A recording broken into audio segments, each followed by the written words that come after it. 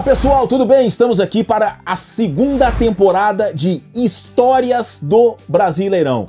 E a gente começa com um clássico que a gente vai ter aqui no Mineirão, em Belo Horizonte, tá? No domingo, 5 horas da tarde, entre Cruzeiro e Botafogo. Os dois times em crise, né? O Cruzeiro vem da perda do título mineiro para o Atlético de virada e, mais do que isso, um empate por 3-3 com a Alianza no Mineirão, quinta-feira pela Copa Sul-Americana, depois de abrir 3-0 com 18 minutos de jogo. É isso mesmo. O Botafogo, o cenário não é diferente. O Botafogo está na Copa Libertadores, mas na fase de grupos até agora só perdeu. Perdeu em casa para o Júnior da Colômbia, perdeu para a LDU do Equador em Quito, 2 rodadas, nenhum ponto somado pelo time que nem semifinalista do Campeonato Carioca foi. De toda forma, diante desse contexto aí dos dois times em crise, vamos falar de momentos de superação de cada um deles dentro de confrontos válidos pelo Campeonato Brasileiro. E a gente começa falando lá de 78, tá aqui, 19 de fevereiro de 1978. Cruzeiro e Botafogo jogavam no Mineirão, brigando por uma vaga do grupo que eles disputavam na sequência do Campeonato Brasileiro. Esse grupo tinha ainda o Atlético, que acabou ficando com a vaga, e o Bahia, brigando aí para poder avançar na competição. E na penúltima rodada a gente teve um Cruzeiro e Botafogo decisivo no Gigante da Pampulha.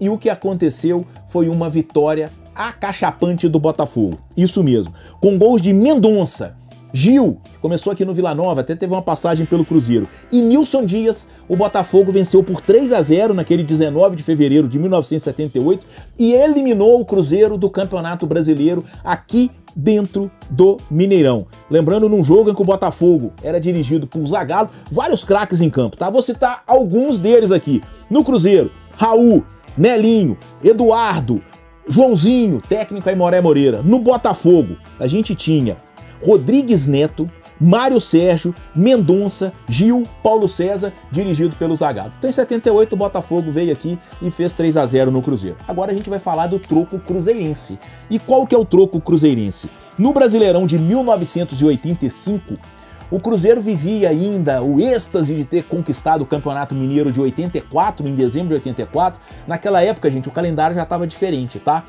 O Campeonato Brasileiro era no início da temporada e os campeonatos estaduais no final da temporada. Então, em dezembro de 84, o Cruzeiro tinha conquistado o Campeonato Mineiro, quebrando a sequência do Atlético aí, que era ex-campeão de 78 a 83, tá? Aí, em 85, o Cruzeiro entra no Campeonato Brasileiro com toda essa força de ter vencido o Campeonato Mineiro, mas fez uma campanha muito ruim e brigou contra o rebaixamento. Nessa briga, um grande momento de superação, o que foi fundamental para que o time não caísse, foi uma virada espetacular em cima do Botafogo, lá no Maracanã.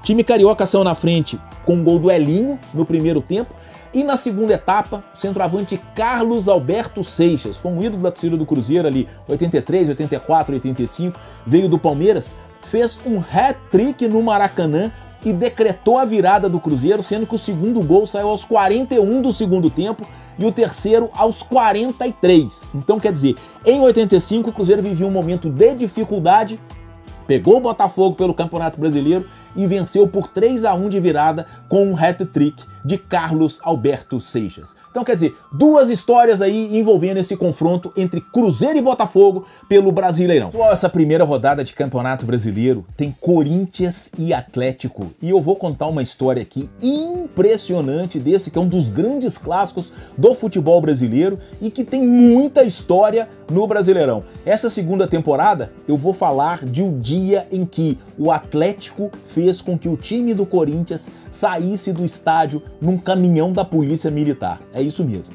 A gente vai voltar lá em 1987 e falar da Copa União.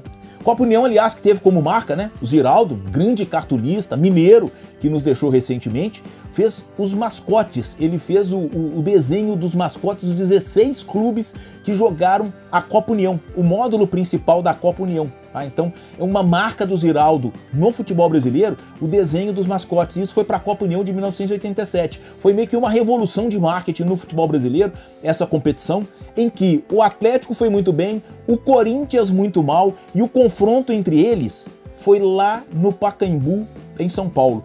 A torcida do Corinthians revoltada com o time, o Atlético invicto na competição até então, já tinha conquistado o primeiro turno e liderava o segundo turno na sua chave, foi ao Pacaembu que recebeu... Gente, o Corinthians estava em crise. Sabe qual foi o público pagante? Pegando aqui, ó, 20.809 com o Corinthians em crise, tá?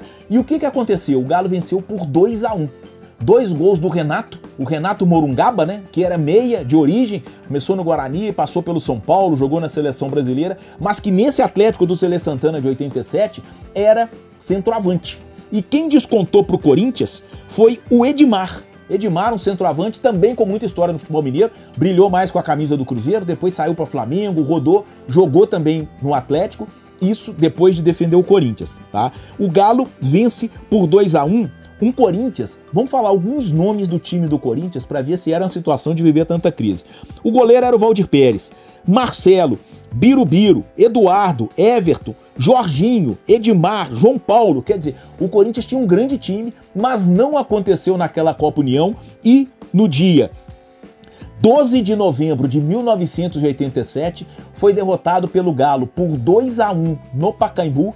A Fiel perdeu a paciência, fez um grande protesto, cenas de violência aconteceram no entorno do Pacaembu e os jogadores do Corinthians tiveram que deixar o estádio num caminhão da Polícia Militar de São Paulo para que eles tivessem segurança para sair. Inclusive a revista Placar registrou essa cena dos alguns jogadores do Corinthians sentados no caminhão da Polícia Militar para poder escapar da fúria da fiel torcida corintiana. O Vitória está de volta à Série A do Campeonato Brasileiro e para homenagear esse grande time do Nordeste, atual campeão baiano, venceu a final do Campeonato Baiano contra o Bahia, a gente vai falar de Palmeiras e Vitória, Vitória e Palmeiras. 2 campeões estaduais, né? Porque o Palmeiras é o atual tricampeão paulista. E a gente vai voltar lá em 1993, quando esses 2 clubes decidiram o Campeonato Brasileiro.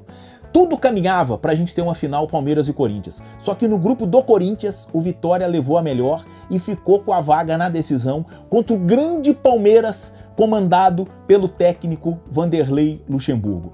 O Vitória fez grandes atuações naquele Campeonato Brasileiro, graças principalmente aos garotos que revelou naquela competição. E eu vou falar o nome de alguns deles aqui. Olha só, o goleiro era o Dida. Tinha o Rodrigo, lateral direito, um jogador de muita qualidade, tá?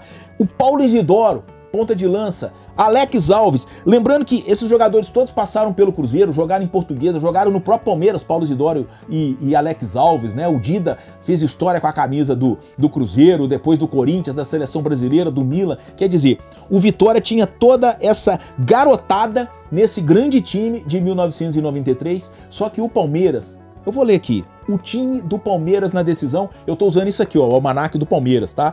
Do Celso Zelt e do Mário Sérgio Venditti. Olha só, o time do Palmeiras do jogo decisivo: Sérgio, Gil Baiano, Antônio Carlos, Kleber depois Tonhão e Roberto Carlos, tá? O meio de campo: César Sampaio, Mazinho e Zinho.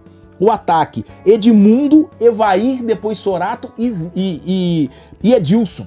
Quer dizer, Edmundo, Edilson, Zinho, Mazinho, era muito craque num time só.